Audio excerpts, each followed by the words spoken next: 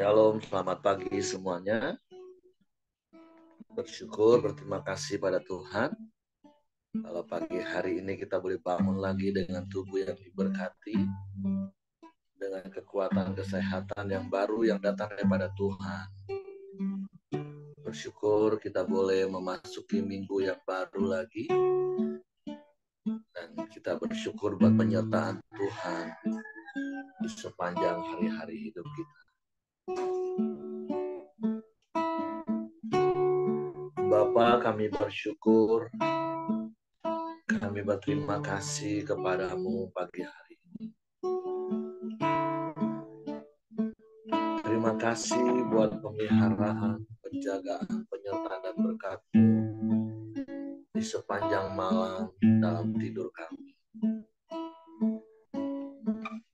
Hingga pagi hari ini kami boleh bangun lagi dengan tubuh yang diberkati, dengan kekuatan kesehatan yang baru yang datang daripada-Mu.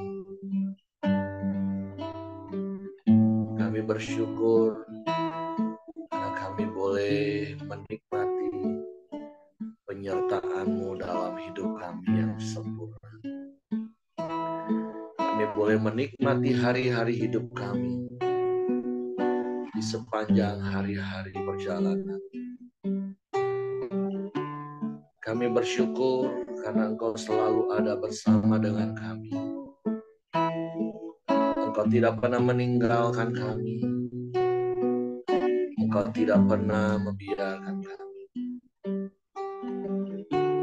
Sebab itu kami bersyukur, kami berterima kasih sebab Engkau Bapa yang baik. Pagi hari ini kami naikkan pujian, syukur, penyembahan kami buat kasih setia-Mu, buat rahmat-Mu yang terus Kau nyatakan dalam hidup kami di sepanjang umur hidup kami. Terima kasih Bapa yang baik.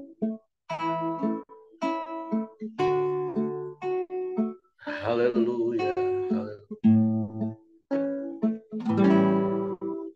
Bapa,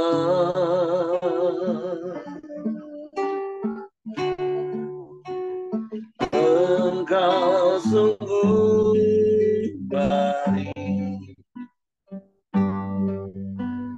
kasih-Mu melimpah di hidupku.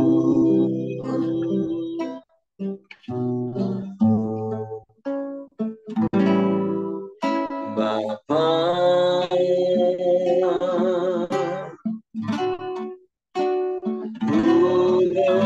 terima kasih berkat-Mu hari ini yang Kau sediakan bagiku. Sekali lagi mereka katakan, Bapa, Engkau sungguh baik. Bapa,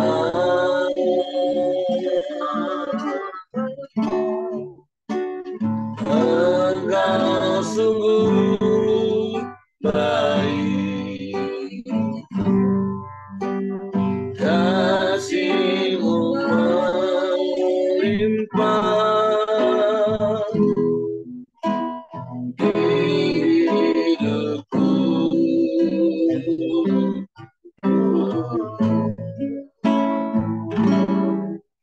Bapa,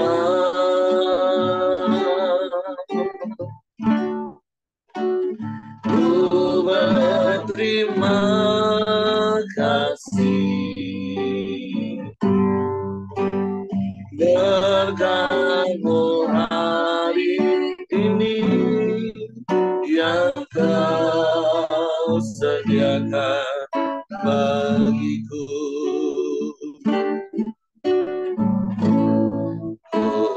Naikkan syukurku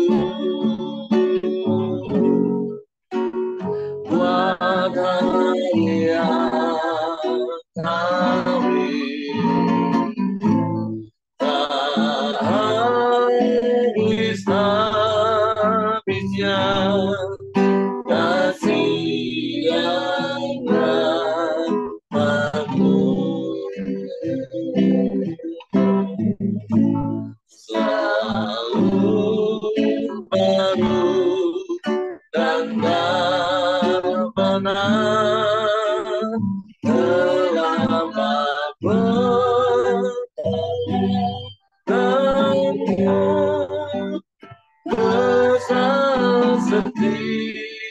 setiamu di sepanjang hidupku.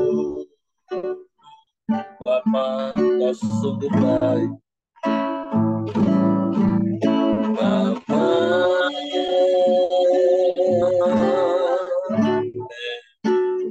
Engkau sungguh baik, ya kasih-Mu melimpah di hidupku.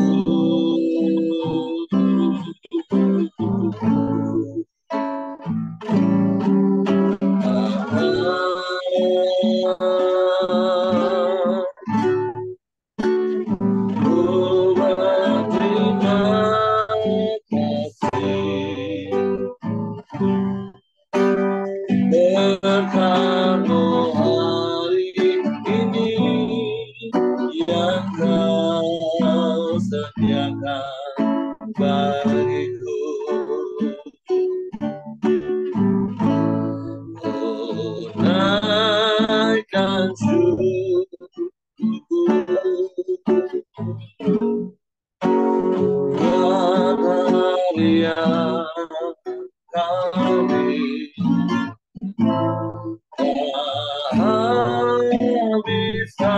habis-habisnya kasih dan rahmat-Mu. Selalu baru dan tak pernah dalam pertolongan-Mu besar setiamu di sepanjang hidupku.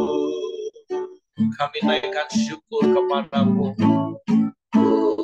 Naikkan syukurku buat hadiah kami tak habis-habisnya kasih dan rahmat-Mu.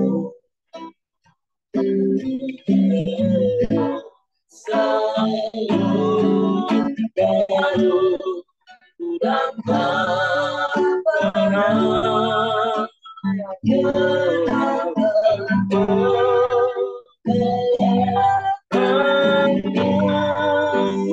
besar setiamu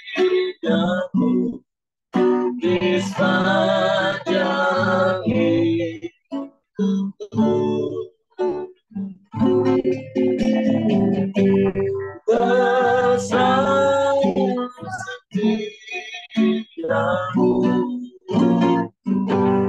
besar setiamu, besar setiamu di sepanjang hidupku.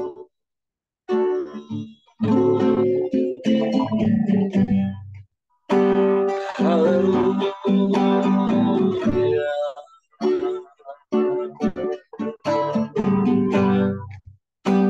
Kami naikkan syukur kepada-Mu.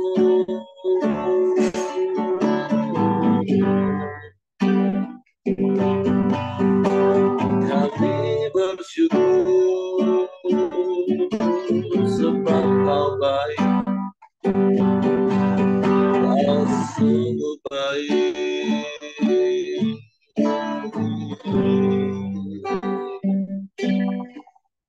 Kau sangat baik.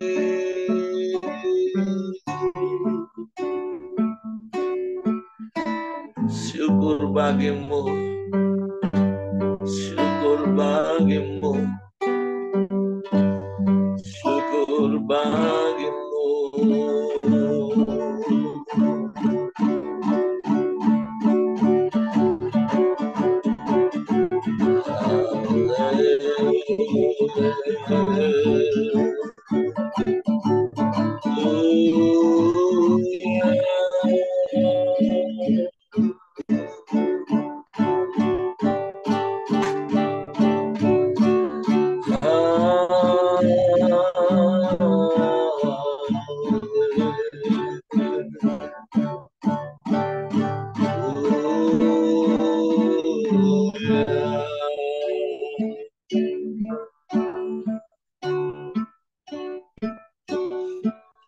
Terpujilah namamu,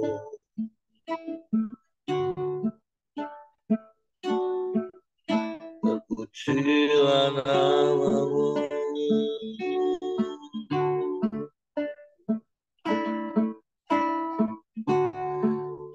Kami bersyukur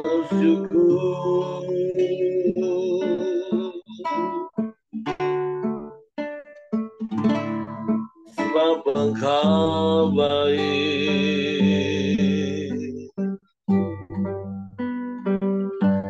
Kau sungguh baik,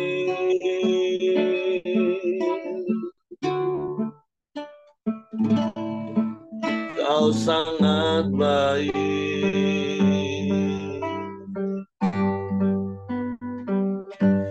Tiada yang seperti-Mu Tuhan.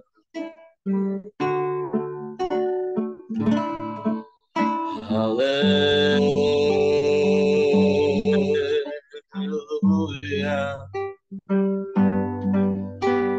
haleluya.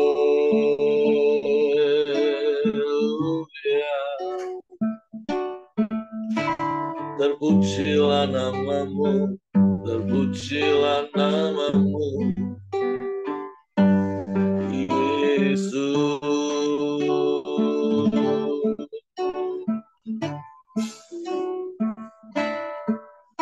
Kami menyembah,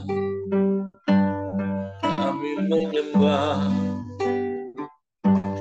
kami tinggikan namamu.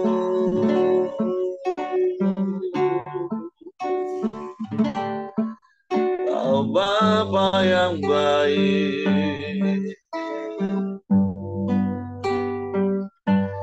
Kau sungguh baik,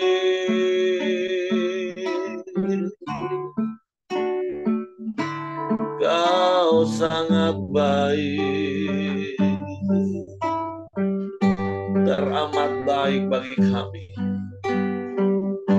Selamanya Kau baik Tuhan. Engkau yang menjadi sumber segala berkat bagi kami. Engkau sumber yang tak terbatas bagi kami.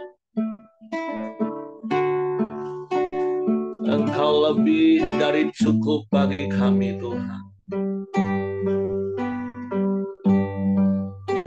Engkau segala-galanya bagi kami. Terpujilah namamu, terpujilah namamu. Kami menyembah, kami menyembah, kami meninggikan namamu Yesus Tuhan. Sebab Engkau ajaib, Engkau dahsyat, Engkau hebat. Kau Allah yang setia, Bapa yang mulia. Kami aman di dalam-Mu, sebab Engkau kota benteng yang teguh bagi kami. Engkau kubu pertahanan kami. Engkau menara keselamatan kami. Engkau perisai bagi kami.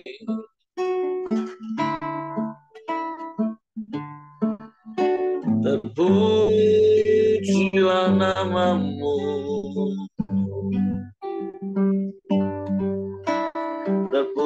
Terpujilah nama-Mu.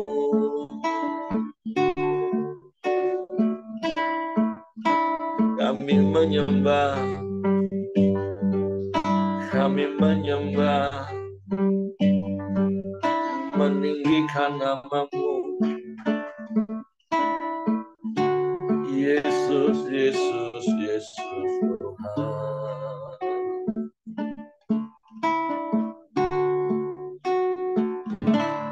Terpujilah nama-Mu.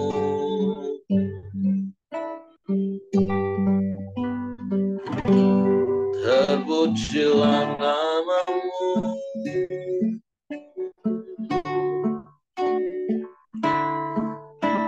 Ya Allah, ya Allah.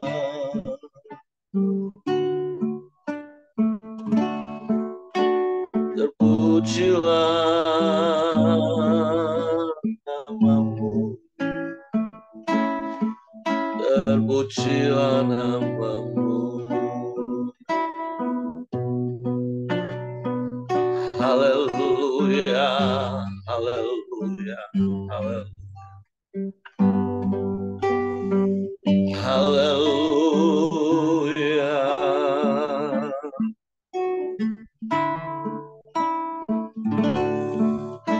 Mulialah nama-Mu.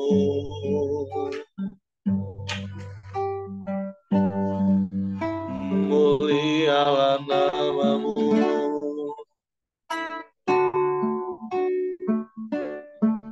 Sebab tidak ada yang lain selain Engkau, Tuhan. Tidak ada yang sama seperti-Mu. Engkaulah satu-satunya dan tidak ada yang lain. Yesus Tuhan.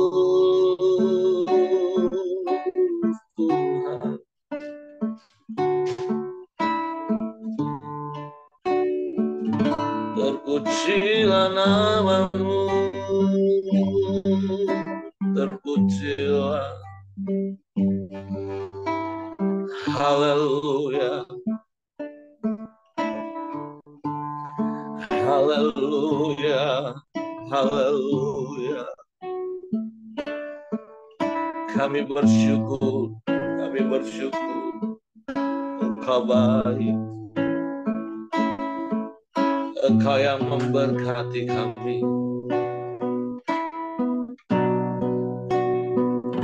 Kami aman di dalam-Mu. Kami tenang bersama-Mu.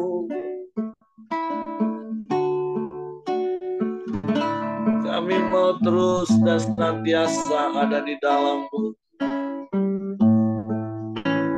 menikmati kasih-Mu, kebaikan-Mu, kemurahan-Mu seumur hidup kami. Penyertaan-Mu ajaib bagi kami, Tuhan.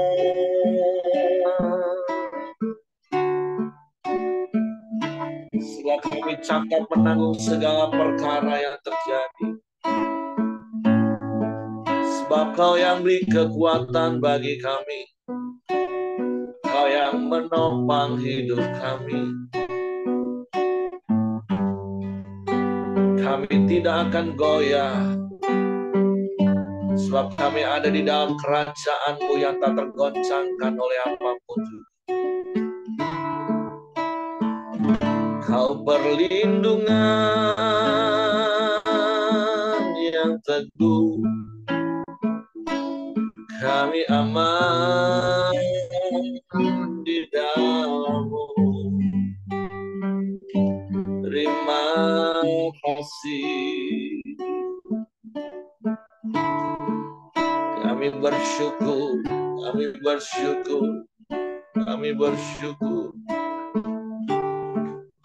Engkau baik, sungguh baik, sangat baik, teramat baik.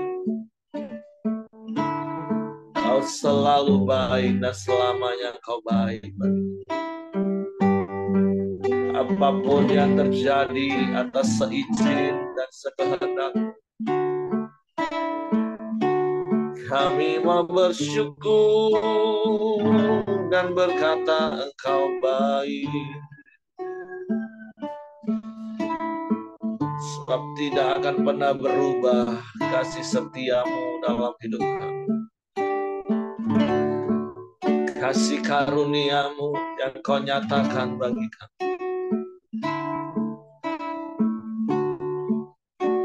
Haleluya.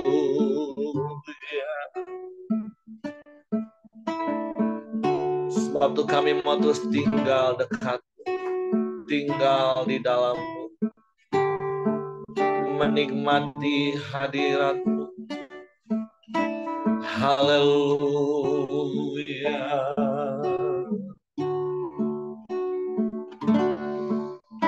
Haleluya. Haleluya. Kami menanti-nantikan-Mu, sebab pertolongan-Mu tak pernah terlambat bagi kami.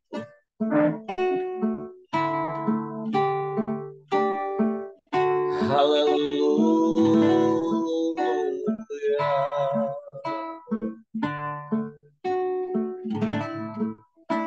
Terpujilah nama-Mu,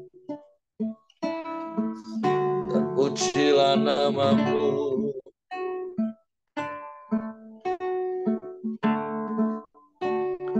Hanya dekat Allahku, rasa tenang hatiku, Kau sertai jalanku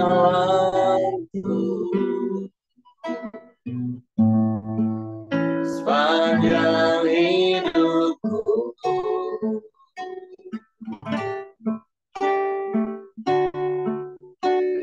Hanya dekat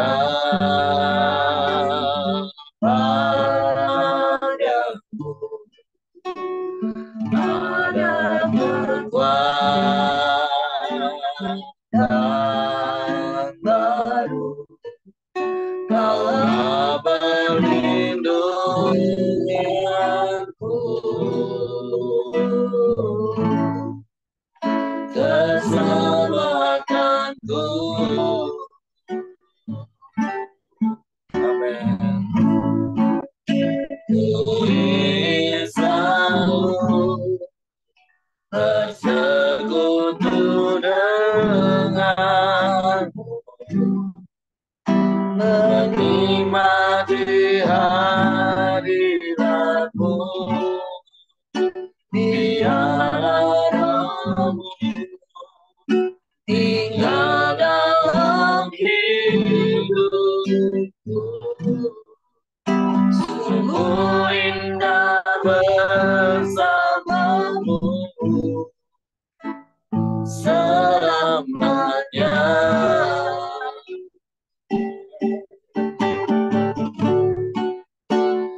Hanya dekat Allahku, rasa tenang hatiku, Kau sertai jalanku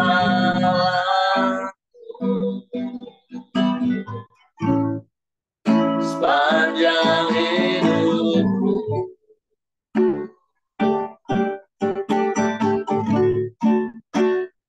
Hanya dekat padamu ada kekuatan baru. Kaulah perlindunganku, keselamatanku.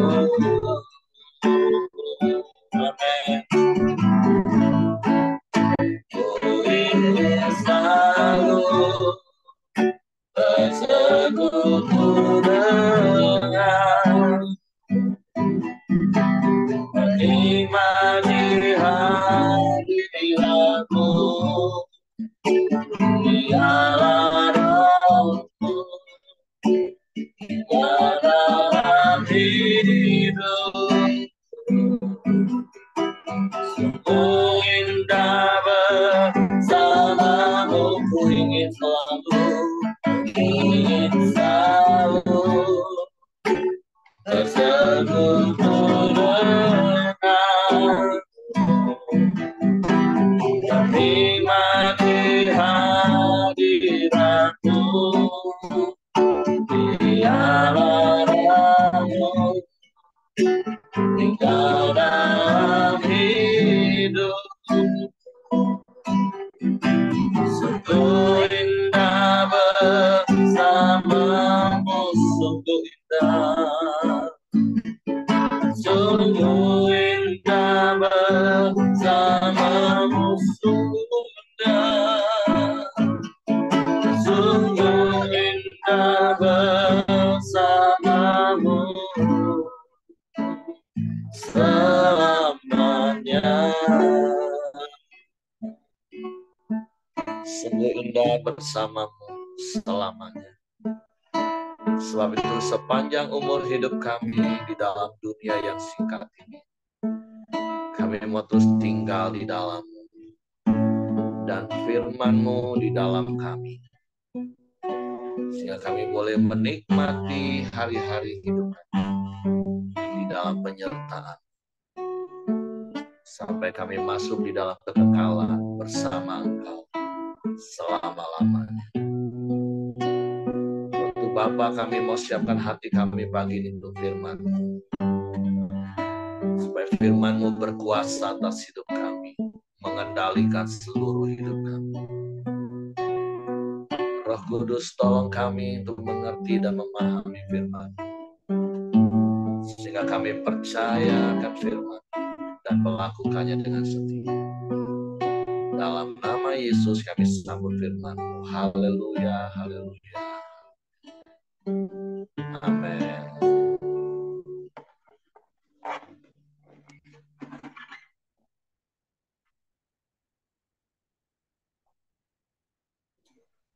Oke, shalom, selamat pagi Bapak Ibu.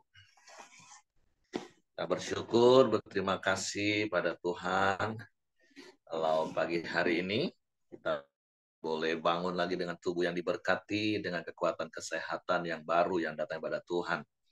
Hari ini kita memasuki kitab 2 Raja-Raja pasal yang ke-22. Ini bicara tentang Yosia, Raja Yehuda. Nah, beberapa hari ini kita sudah membaca, dan kalau kita baca rasanya ada sesuatu yang agak janggal, agak aneh, karena beberapa pasal terakhir ini berbicara tentang raja-raja Yehuda, tetapi ada hal yang sangat bertolak belakang. Dalam artian kalau kita baca tentang Hizkia, kita tahu Hizkia itu hidup benar. Bahkan dikatakan sebelum dia dan sesudah dia tidak ada yang hidup benar seperti dia. Tapi kemudian kemarin kita membaca tentang Manasye, anak dari Hizkia. Dan kemudian kita membaca bagaimana Manasye sepanjang umur hidupnya, dia melakukan hal-hal yang jahat. Dan kemudian hari ini nanti kita akan baca bahwa Yosia, Raja Yehuda, dia melakukan apa yang benar di mata Tuhan.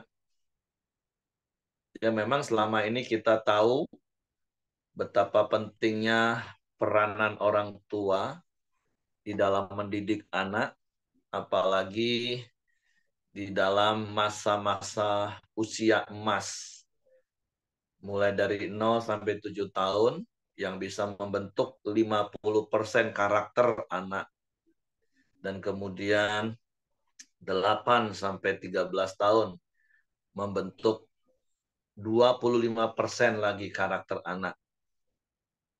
Dan tentu timbul pertanyaan mengapa Manasye yang notabene-nya anak seorang Hizkia yang hidup benar di mata Tuhan, tapi sepanjang umur hidupnya dia menjadi orang yang tidak hidup dalam kebenaran.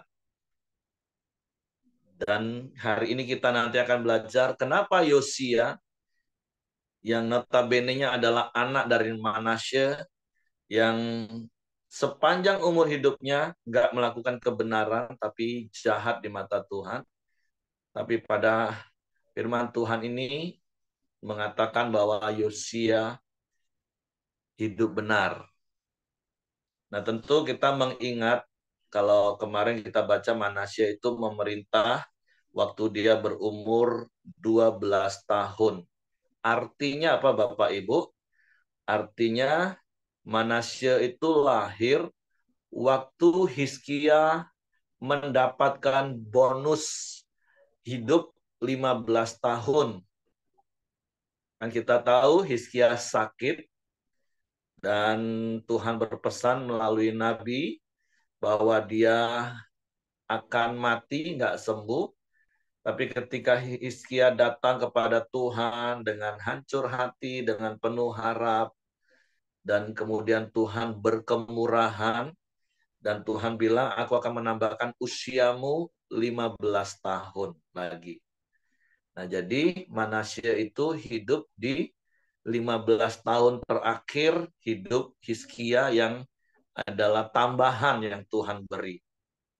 Nah, tetapi sayangnya, kalau Bapak Ibu juga masih ingat beberapa hari yang lalu, maka ada satu kalimat dari Raja Hizkia ketika Nabi juga mengingatkan, karena ketika Raja Babel datang mengunjungi dia, dia memperlihatkan seluruh kerajaannya, dan Tuhan katakan bahwa semua itu akan diangkut. Nah, ada satu kalimat di mana Hizkia berkata, nggak apa-apa, kalaupun itu terjadi ya sudahlah, yang penting jangan di zaman aku. Nah, disinilah titik kritis dari Hizkia yang kita bisa belajar, dan itu yang menyebabkan akhirnya Manasye lahir dan tumbuh menjadi orang yang jahat, yang tidak hidup dalam kebenaran. Kenapa? Karena ketidakpedulian seorang ayah. Nah, di Camp Pria itu ada sebuah sesi yang berjudul gini, Ayah Kami yang Bertindak Lamban. Nah, Hizkia ini justru di episode terakhir hidupnya, ya kan bayangkan Bapak Ibu, seandainya kita tahu bahwa kita ini akan meninggal beberapa tahun lagi, tentu setiap kita akan berusaha mengukir segala prestasi yang terbaik, karena udah jelas tahu kan 15 tahun lagi contoh. Apalagi kalau kita tahu dikasih tahu dokter vonis 15 bulan lagi atau 15 hari lagi Anda akan meninggal. Nah, tentu kita akan melakukan hal-hal yang terbaik harusnya. Bahkan mungkin kita akan menulis surat wasiat, menetapkan warisan-warisan yang terbaik bagi anak-anak kita.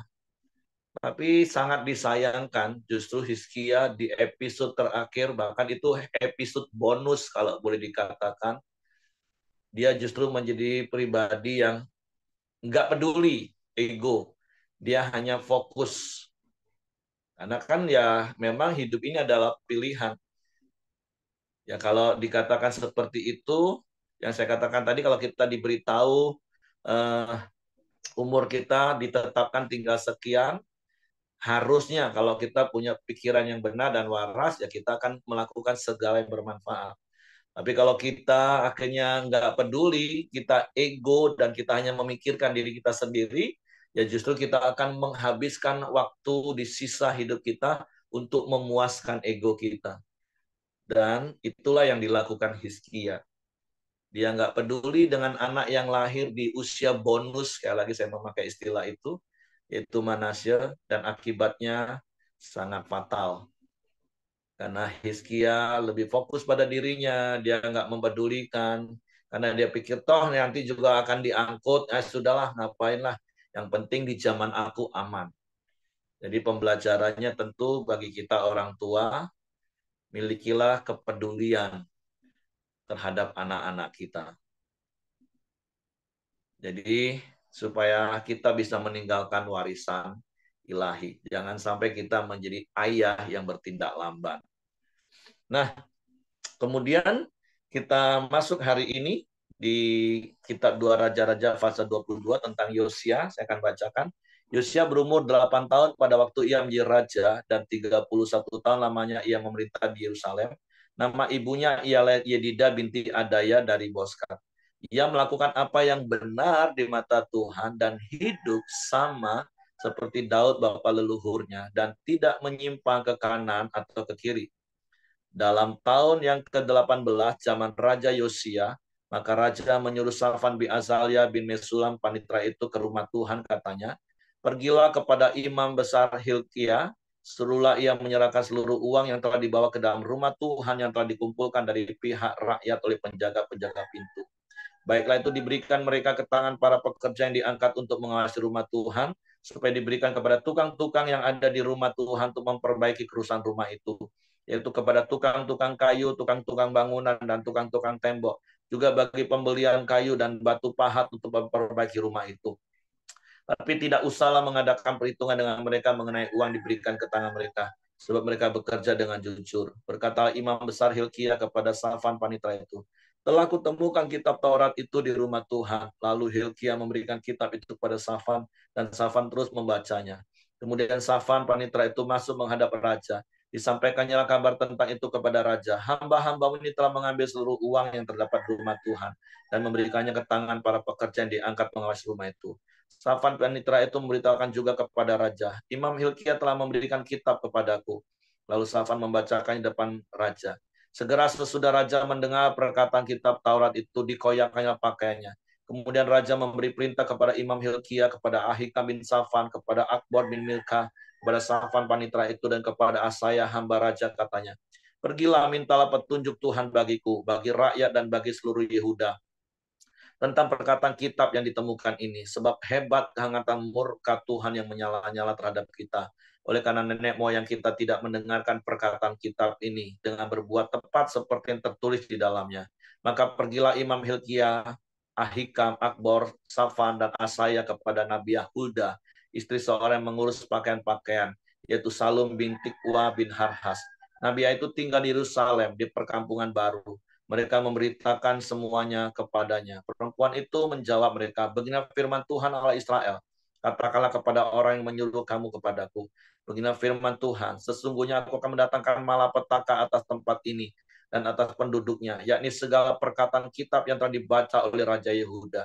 Karena mereka meninggalkan aku dan membakar korban kepada Allah lain dengan maksud menimbulkan sakit hatiku dengan segala pekerjaan tangan mereka. Sebab itu kehangatan murkaku akan bernyala-nyala terhadap tempat ini dengan tidak padam.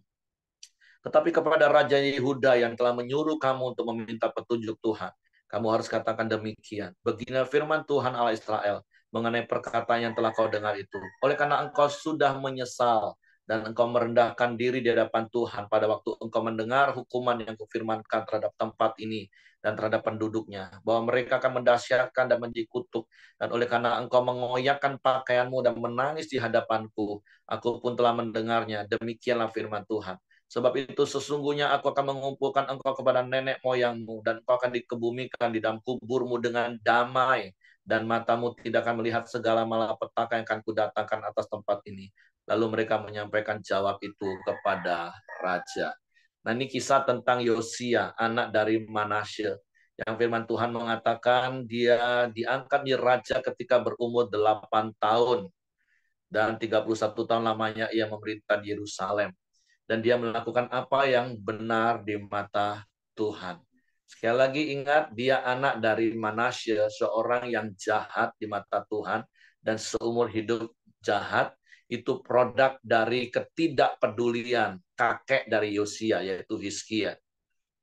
Nah, tetapi hari ini tentu kita belajar kenapa Yosia bisa menjadi benar di mata Tuhan dan dia melakukan kebenaran. Nah, kalau kita baca di kitab 2 Raja-Raja, ya sepertinya agak sulit menemukannya.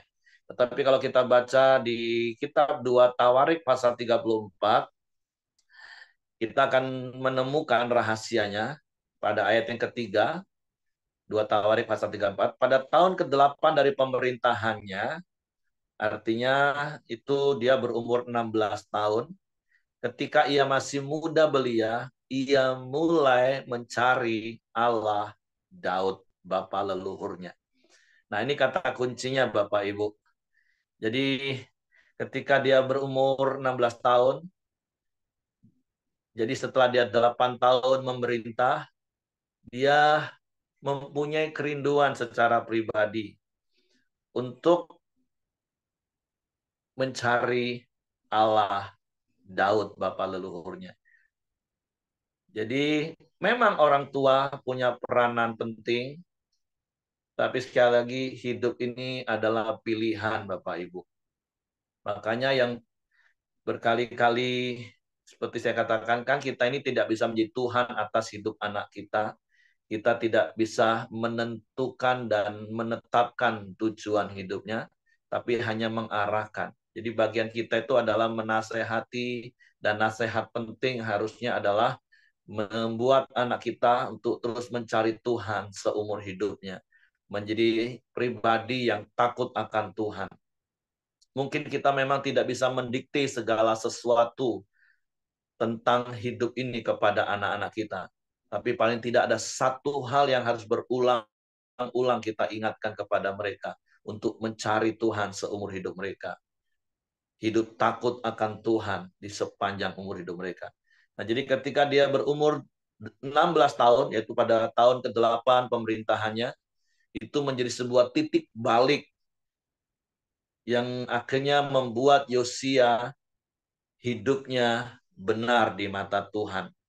Bahkan kalau kita kembali kepada kitab 2 Raja-Raja pasal 22, dalam tahun yang ke-18 zaman Raja Yosia.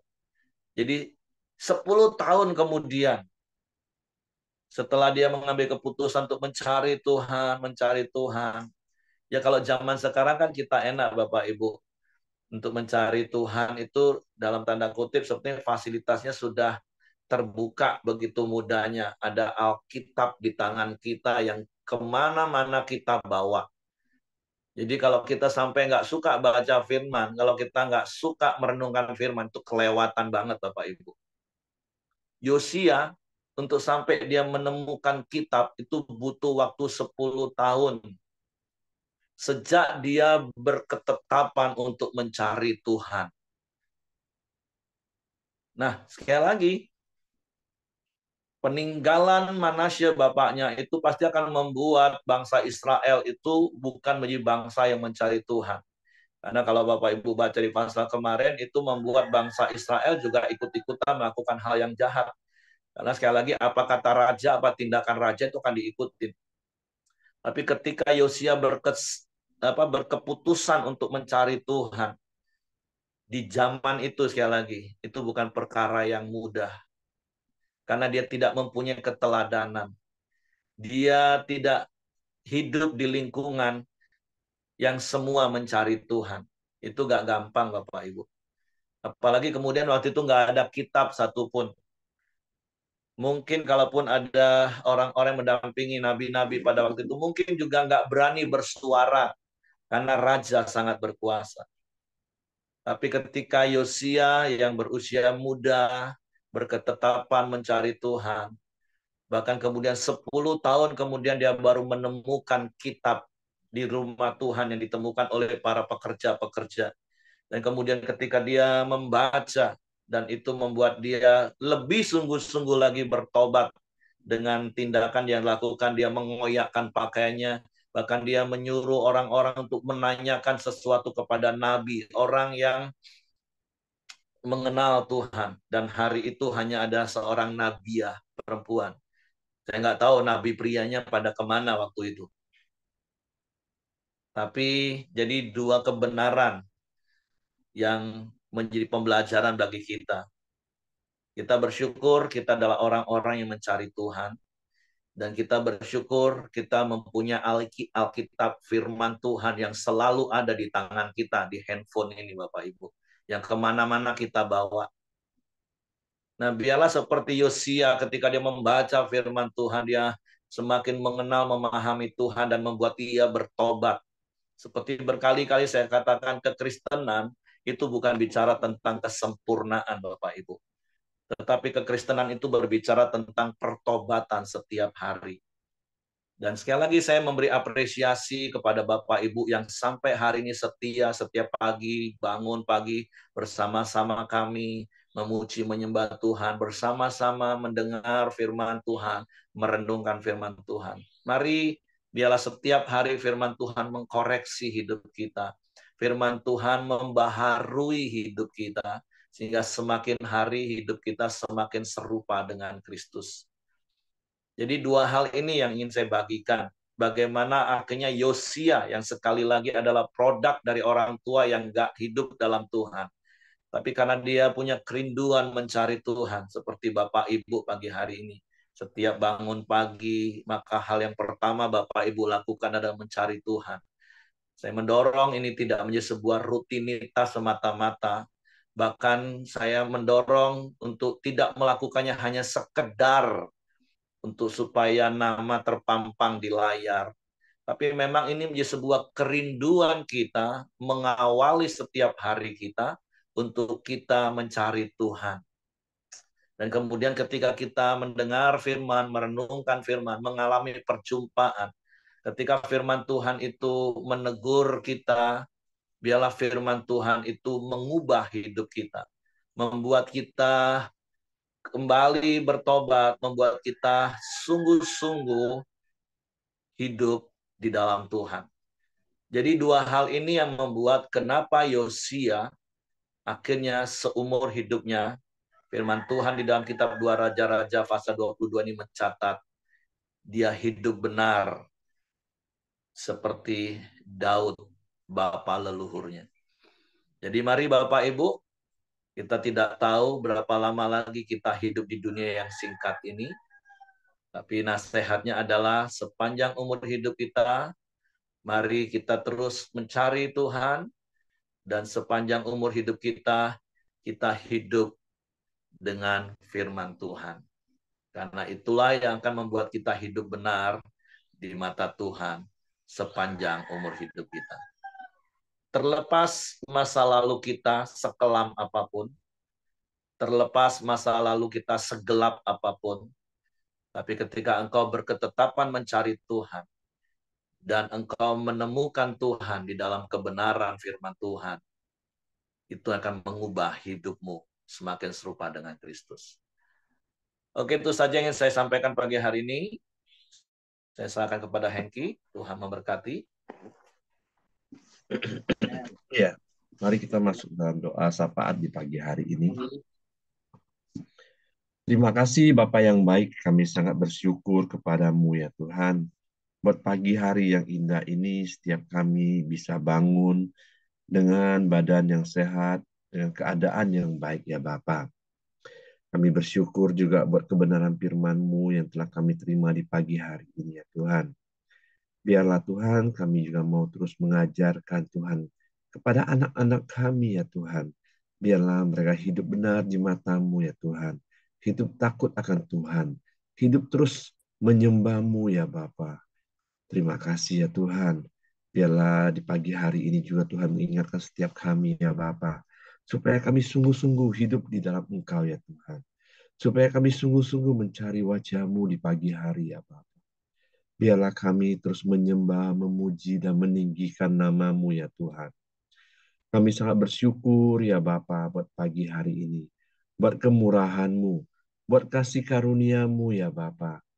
Sehingga kami ada di pagi hari ini, datang menyembah-Mu, datang memuji-Mu, datang meninggikan nama-Mu ya Tuhan.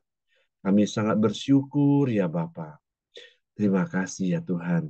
Dan juga kami merindukan orang-orang yang ada di sekitar kami juga bisa datang, bisa hadir, bisa menyembah bersama-sama dengan kami ya Tuhan.